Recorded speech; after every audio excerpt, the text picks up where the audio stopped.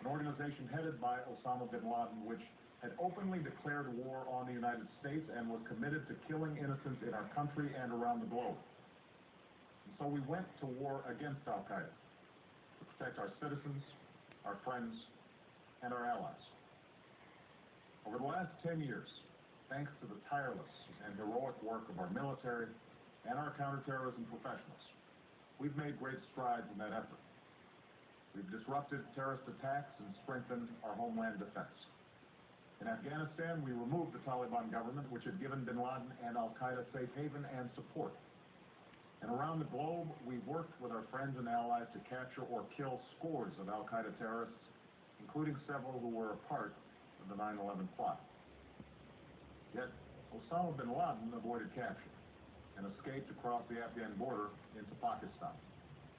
Meanwhile, Al-Qaeda continued to operate from along that border and operate through its affiliates across the world.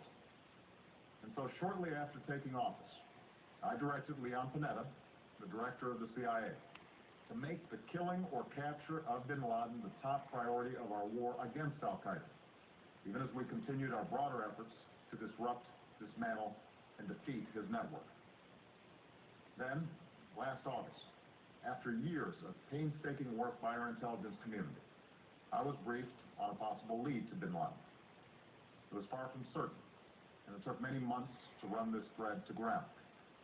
I met repeatedly with my national security team as we developed more information about the possibility that we had located bin Laden hiding within a compound deep inside Pakistan. And finally, last week, I determined that we had enough intelligence to take action and authorized an operation to get Osama bin Laden and bring him to justice. Today, at my direction, the United States launched a targeted operation against that compound in Abbottabad, Pakistan.